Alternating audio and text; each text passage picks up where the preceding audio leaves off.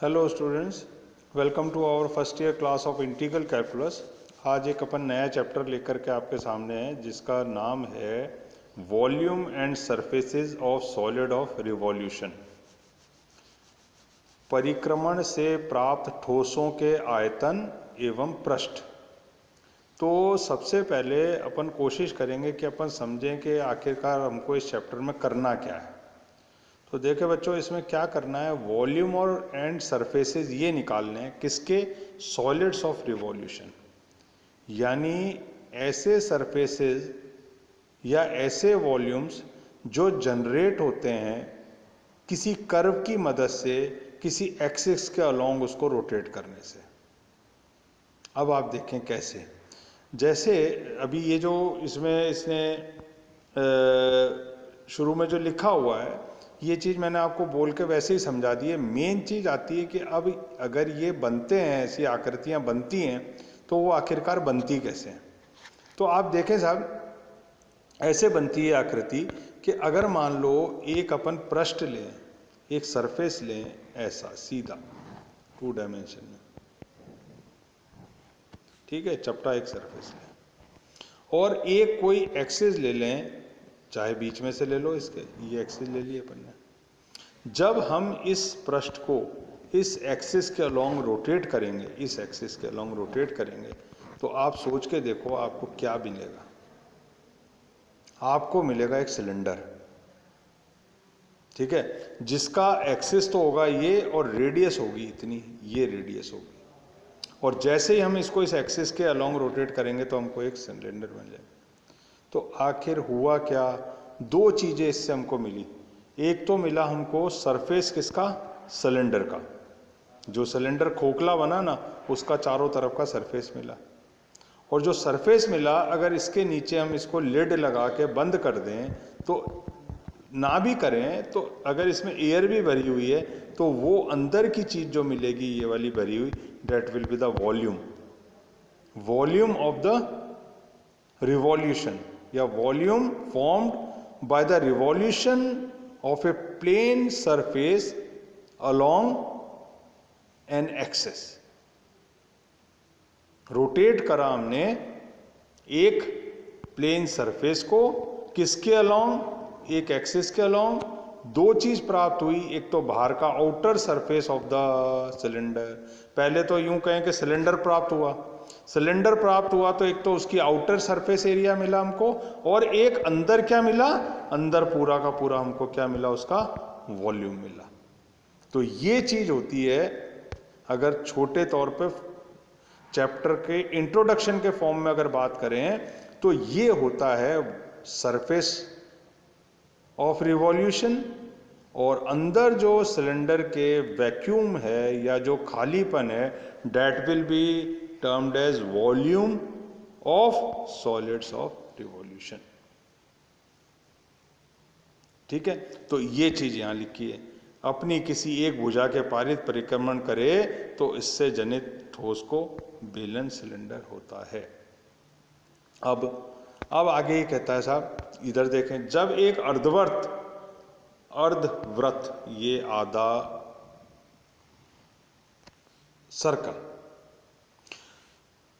अपने सीमक व्यास, bounding diameter कौन सा हुआ, जिसने इसको रोका, बाउंड कर दिया, ये हो गया बाउंडिंग डायमीटर, के पारित परिक्रमण करे तो इससे जनित ठोस एक गोला होता है। जनित पृष्ठ एक गोलीय पृष्ठ, स्फेरिकल शेल या स्फेरिकल सरफेस होता है। अब आप देखें, अगर इसको मैं इस अर्धगोले को, अर्धवृत्त को इसके अलोंग अगर रोटेट करूं तो नीचे भी एक गोला फॉर्म हो जाएगा इस तरीके से। तो अब ये क्या हो जाएगा, पूरा एक गोला बन गया, होलो बन गया। अगर तार रोटेट करी, फिर से एक बात ध्यान दे लें कि अगर मैं एक वायर इस शेप का रोटेट करता हूं इस एक्सिस के अलोंग, तो मेरे को एक खोखला गोला मिलता है। और अगर एक सरफेस को मैं इसके अलोंग रोटेट करता हूं तो मेरे को एक ठोस गोला मिलता है।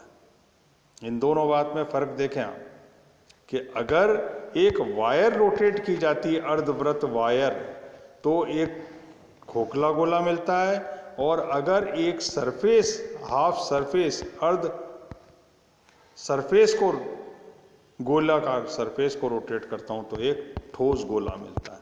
तो पहले केस में भी आउटर सरफेस एरिया तो यही था, आधे तार को रोटेट करने से और आधे शीट को रोटेट करने से भी सरफेस एरिया वही रहा, बाहर वाला। ठीक है। और अंदर का जो ये फिलिंग है, ये जो फिलिंग है, that will be the volume, वो बनेगा क्या, आयतन। ठीक है। फिर ये क्या कहता है, इसी प्रकार यदि एक वक्र अपने समतल में स्थित किसी सरल रेखा के पारित परिक्रमण करे तो एक घनाकृति का पृष्ठ बनता है। कोई भी वक्र हो, अगर वो मान लो आप जैसे एक ये एक्सिस है और ये कर्व आपको नोन है, ये अगर रोटेट करे इस एक्सिस के अलोंग, तो आपको एक स्पिंडल रील की तरह का जो है एक सरफेस मिलेगा। कैसा मिलेगा, ये सरफेस मिलेगा। ठीक है, ठीक है। अच्छा, फिर अगर मान लो एक आधा इलिप्स रोटेट करे इस टाइप का, इसके अलोंग, तो आपको इस टाइप का रग्बी की, फुटबॉल की तरह का शेप मिलेगा। अब समझ में आ गया क्या होता है volume and surfaces of solid of revolution, वो ये होता है। ठीक है। अब इस एक्सिस को एक्सिस ऑफ रिवॉल्यूशन कहते हैं, वो ये चीज लिखी हुई है। ये बाहर वाला जो सरफेस होता है पूरा, इसको सरफेस ऑफ रिवॉल्यूशन कहते हैं। अंदर की चीज जो फिलिंग है, that will be the volume of revolution. ठीक, तो ये चीज आप ध्यान दे लें। उसके बाद चलें साहब, अभी तक हमने सिर्फ एग्जाम्पल के तौर पे कुछ रेगुलर आकृतियों की बात की थी। अब हम इस वाले आर्टिकल के अंदर एक बहुत सिंपल सी चीज करने वाले हैं, इसको समझना जरूरी है हमारे लिए। क्या कहता है, volume of solid of revolution. तो साहब क्या होता है, जरा पढ़ के देखें अपन इसको, क्या होता है ये होता है, if the curve y is equal to F x does not cross the x axis. ये देखें आप, ये कर्व है जो एक्स एक्सिस को क्रॉस नहीं कर रहा। मान लो यही कर्व है, एक्स एक्सिस को क्रॉस नहीं कर रहा है। ठीक है। Then the volume of the solid, sorry ये नहीं कर्व, ये वाला ए टू बी ये कर्व है, ये एक्स एक्सिस को क्रॉस नहीं कर रहा। Then the volume of the solid generated by the revolution about the x axis. अब ये कर्व अगर जो कि एक्स एक्सिस को नहीं क्रॉस कर रहा है, तो ये अगर इस एक्स एक्सिस के अलोंग रोटेट करे तो कैसी आकृति बनेगी, पहले तो ये देख लें साहब। ये एक्स एक्सिस है, ये कर्व है, ये इस एक्स एक्सिस के अलोंग रोटेट करा तो इस टाइप की आकृति आपको मिलेगी। यानी पीछे भी होगी, 3 डायमेंशन में सोच के देखें, आगे से ये उठा हुआ होगा और पीछे ये इस तरीके से होगा, इस तरीके का शेप मिलेगा। यानी यूं समझ ले, मैं इसको अगर सीधा करके बनाऊं तो ये कुछ इस गमले के शेप का शेप मिलेगा साहब अपने को, इस टाइप का शेप। ठीक है। तो ये जो है X axis of the area bounded by the curve y is equal to F X, ये रहा y is equal to F X. The x axis, ये x axis, and the bounding ordinates x बराबर a and x बराबर b। ठीक है। अब समझने की बात क्या है, वो इस फिगर में आ जाओ कि ये जो फॉर्मूला डिराइव करा वो कैसे करा। अब आप ये देखें कि एक हमने यहां पर मान लो चकती ली, ये वाली एक चकती को क्या कहें, डिस्क ली इस तरीके की। सॉरी, फिर से बनाऊं एक बार अच्छे से।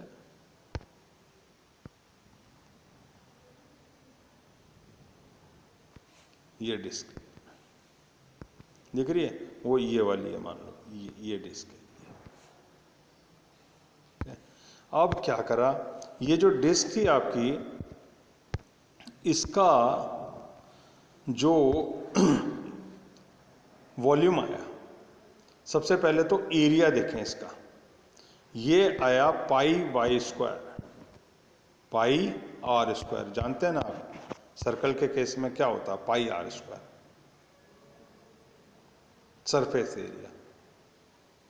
अगर एक गोला लें सिंपल, फिर देखें ध्यान से, इसको अपन क्लियर कर लें पहले। एक गोला है, इसका एरिया कितना होता है, पाई आर स्क्वायर, ये आर है रेडियस है इसकी, पाई आर स्क्वायर। अगर ये गोला अब साइड से देखें हम इस तरीके से स्लिट बना के इसकी, और इसकी मोटाई अगर dx है, ये dx है, तो इसका वॉल्यूम कितना होगा। अब इसको कैसे विजुलाइज करें 3 डायमेंशन में।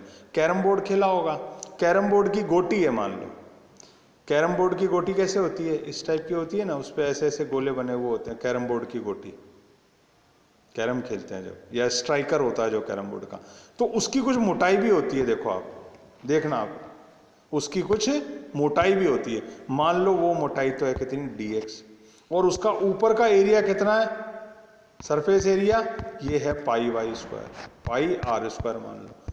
तो इसका वॉल्यूम कितना होगा, सिलेंडर का वॉल्यूम होता है pi R square H, pi R square H होता है सिलेंडर का volume, pi R square H. तो पाई आर स्क्वायर तो हमको मिल गया कैसे, इस सर्कल का एरिया, और एच जो पूरे सिलेंडर का हाइट होती है, वो हमने इस गोटी की हाइट कितनी ली, dx। तो हमारे को क्या मिल जाएगा, पाई आर स्क्वायर इंटू dx। तो ये जो पाई आर स्क्वायर dx मिला, ये वही चीज ये लिखी हुई है, पाई वाई स्क्वायर dx लिखा हुआ है। वाई क्या है, ये डिस्टेंस है इतना सा। तो पहले तो ये साइड से देखो, ये गोला दिख रहा है तुम्हारे को, तो इसकी जो सरफेस एरिया हो गया वो तो पाई वाई स्क्वायर हो गया। अगर ये dx मोटाई की है ये स्लिट, तो इसका वॉल्यूम कितना हो जाएगा, इसका वॉल्यूम हो जाएगा साहब पाई वाई स्क्वायर dx। अब ये चकती यहां पर आपने फंसा दी, जिसकी मोटाई कितनी है, dx मोटाई है, और सामने का एरिया कितना है, पाई वाई स्क्वायर है, क्योंकि रेडियस कितनी मानी हमने इसकी, y मानी, ये y मानी यहां से यहां तक। अब ये जो चकती है, इसको आपको क्या करना है साहब, ये चकती बीच में ऐसे फंसी हुई है, इस चकती को लिमिट x इजिकल टू ए से x इजिकल टू बी तक आपको चला देना है। यहां से चालू करा, इस स्लिट को लेके गए और ये यहां तक ले आए। अब क्योंकि कंटिन्यूस कर्व है, जब ये चकती यहाँ जाएगी तो छोटी होती जाएगी, जैसे ये यहाँ जाएगी तो बड़ी होती जाएगी। तो ये क्या करेगी, पूरा का पूरा इस वाले एरिया को स्वीप आउट कर देगी, इस वाले को। इसका एक सिरा कहाँ चलेगा हमेशा, y बराबर fx पे रहेगा एक सिरा हमेशा, ठीक है, ये वाला सिरा। और किसके अलॉन्ग चल रही है, एक्सिस के अलॉन्ग, इसके x एक्सिस के अलॉन्ग। तो पाई वाई स्क्वायर dx तो आ गया साहब, इसलिए पाई वाई स्क्वायर क्या है, चकती का एरिया, dx क्या है, उसकी मोटाई। तो एक छोटा सा कैरम बोर्ड की गोटी मान लो, या छोटा सिलेंडरिकल शेप बन गई। उस चकती को, उस गोटी को हमने कहां से, x बराबर a से x बराबर b की लिमिट के बीच चला दिया, तो ये पूरा वॉल्यूम स्वीप आउट हो गया अंदर का। तो वॉल्यूम क्या आ जाएगा साहब इसका, v बराबर a टू b लिमिट के बीच में चलेगा, कौन सा इंटीग्रल चलेगा, पाई वाई स्क्वायर dx। तो ये आपका जो है इस टाइप का वॉल्यूम बन जाएगा। कब, जब एक कर्व आपको दे रखा y बराबर fx, किस किस के बीच में चलता है ये, x बराबर a से x बराबर b के लिमिट में चलता है, x एक्सिस के ऊपर ये चलता है, ये लिखा ना, the x axis and the bounding ordinates are x बराबर a एंड x बराबर b। तो ये बन जाएगा आपका वॉल्यूम इसका, ठीक है। तो ये एक इंपॉर्टेंट चीज मैंने आपको समझाई है, जिसमें कार्टेशियन कर्व के लिए कैसे अपन जो है सॉलिड वॉल्यूम ऑफ रिवॉल्यूशन निकालते हैं। किस कर्व के लिए, y बराबर fx कर्व के लिए, जो कर्व किस लिमिट के बीच में चलता है, x बराबर a ऑर्डिनेट से x बराबर b ऑर्डिनेट के बीच में चलता है, उसका वॉल्यूम दिया जाता है v is equal to a to b pi Y square dx, ठीक है। अब अपन जो है अगले टर्न पर आगे और क्या क्या आकृतियां हो सकती हैं और किस लिमिट के बीच में वो चलती है, उसके बारे में बात करेंगे। अभी तक आप ये कंसेप्ट और जो कुछ डेफिनेशन मैंने शुरू में आपको एक्सिस ऑफ रिवॉल्यूशन या सरफेस ऑफ रिवॉल्यूशन या वॉल्यूम ऑफ रिवॉल्यूशन के बारे में समझाया, उसको आप अपने दिमाग में ठीक से बैठा लें। Okay, thank